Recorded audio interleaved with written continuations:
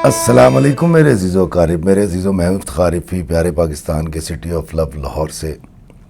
और आज मैं आपको सुनाने जा रहा हूँ अपने नावल की दूसरी किस्त। लेकिन उससे पहले मैं एक गुजारिश करना चाहता हूँ।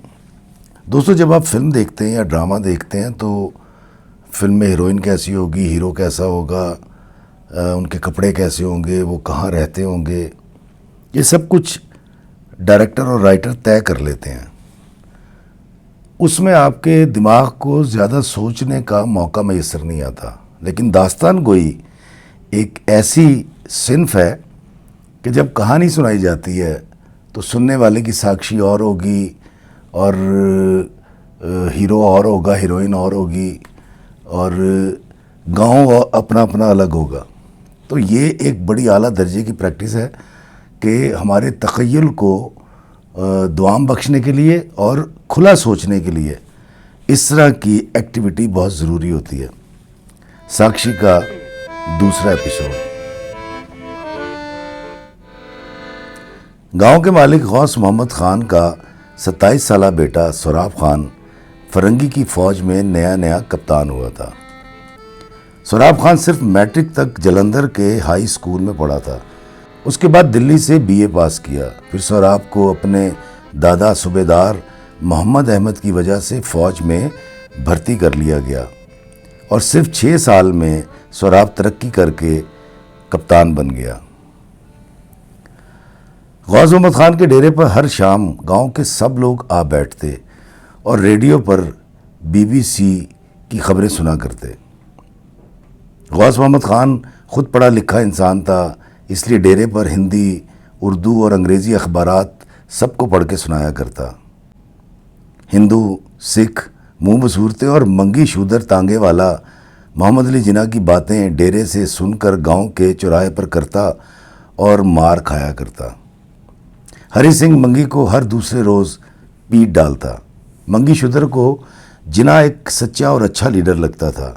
मंगी का ख्याल था कि हिंदुस्तान की सरकार मोहनदास करमचंद गांधी के बजाय जिन्ना को मिलनी चाहिए। बस इसी बात पर उसकी शामत आई रहती। गरीब आदमी था, मार खाकर चुपचाप अपनी कुटिया में सो जाता। हंगामा खेजी का दौर शुरू होने वाला था। पूरे हिंदुस्तान से आज़ादी की सदाएं बुलंद हो रही थीं। सोराब कैप्टन बनने के बाद पहली बार गांव आ रहा था। जलंधर रेलवे स्टेशन पर उसे लेने मंगी शूदर हिंदू पहुंचा था। मंगी तांगे वाला था तो काला कलूटा सा, मगर सोराब उसकी बहुत इज्जत करता था क्योंकि मैट्रिक तक सोराब मंगी के तांगे पर ही जलंधर के हाई स्कूल जाता रहा, जो बागिया वाला गांव से 15 कोस दूर था। 10 साल की रफाकत ने मंगी को सोराब के लिए इतना बाइज्जत बना दिया था कि सोराब मंगी शूदर को चाचा मंगी कहता और अदब से मिला करता था। मंगी बेचैनी से दिल्ली की तरफ से आने वाली ट्रेन का इंतज़ार कर रहा था। वो आमद से 4 घंटे पहले ही स्टेशन पहुंच गया था। ट्रेन अपने वक्त पर आई। मंगी ने बोगियां खंगालना शुरू की। पीछे से आवाज़ आई, चाचा मंगी, मैं यहाँ हूँ। मंगी मुड़ा और पीछे देखा तो 6 फुट का नौजवान बाएं खोले मुस्कुरा रहा था। मंगी भागकर सोराब के पास गया। पहले 3 कदम दूर रुका, फिर उसे ऊपर से नीचे तक निगाह भर के देखा और फिर ऐसे जप्पी डाल ली गोया शूदर मंगी को हरी सिंह से बचाने वाला कोई आ गया हो। सोराब ने मंगी को अपने बैग से निकाल कर मिठाई दी। ये मिठाई मंगी को बहुत पसंद थी। मंगी का कहना था कि उसकी माँ जब भी दिल्ली जाती थी उसके लिए मिठाई लाती थी। मिठाई देकर मंगी की आंखों से आंसू निकल पड़े। दोनों स्टेशन से बाहर निकले। तांगा बागियां वाला पिंड की तरफ चला। मंगी ने शिकायत का दफ्तर खोल दिया। दरअसल मंगी को नीच जाति होने की वजह से सारा गांव कोई घटिया शय समझता था और मंगी की मुखालफत की वजह मोहम्मद अली जिन्ना से मोहब्बत थी। मंगी को सिर्फ गौस मोहम्मद ख़ान के घराने से इज़्ज़त मिलती थी और सोराब तो सचमुच उसे अपना चचा तस्वुर करता था। मंगी का तांगा बागिया वाला गांव की हदूद में दाखिल हो चुका था और मंगी लगातार बोल रहा था, जानते हो काके, जब तुम्हारी तरक्की की दरख्वास्त गई थी बड़े फौजी के पास तो मुझे गौस मोहम्मद बाजी ने बताया था और मैंने पूरे 7 दिन व्रत रखा था और प्रार्थना की थी कि काके को कप्तान के फुल लग जाएं। सराब ने हैरानी से पूछा, चाचा तुमने मेरे लिए रोज़े रखे? मंगी बोला, रमज़ान का महीना था तो गौस मोहम्मद बाजी के साथ ही व्रत रखता था और खोलता था।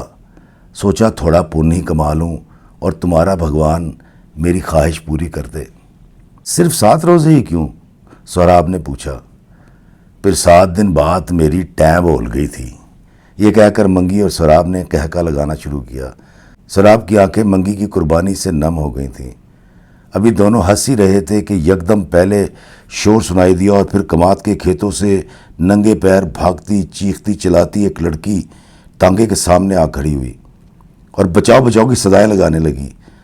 मंगी का तांगा रुक चुका था। सौराब ने ऊपर से नीचे तक उस लड़की का जायज़ा लिया। खूबरू लड़की थी, पैरों से पूरी और जिस्म से आधी नंगी थी।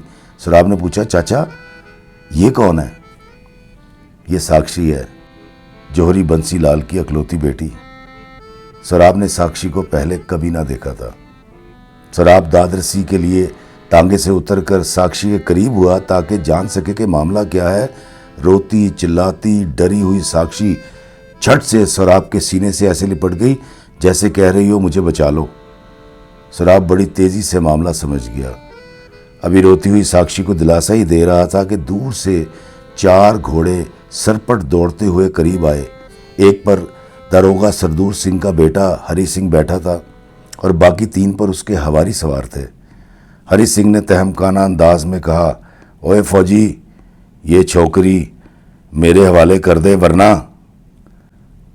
सराब ने पूछा, वरना क्या करेगा तू? सराब ने बड़ी दलेरी से पूछा था, वरना कुत्ते की मौत मार दूंगा, तेरी शहादत की ख्वाहिश दरी की दरी रह जाएगी। और फायर कर दिया। हरी सिंह नशे की हालत में था। फायर की आवाज़ से आसपास के दरख्तों से पंछी पुकेरू उड़ गए। दोस्तों ये थी आज की किस्त। मुझे ज़रूर बताइएगा कि आपको ये किस्त कैसी लगी। मुझे दीजिए इजाज़त इस दुआ के साथ कि अल्लाह में आसानियत फरमाए और आसानियाँ तकसीम करने का शर्फ अता फरमाए। आमीन। अस्सलामु अलैकुम वरहमतुल्लाहि वबरकातुहू।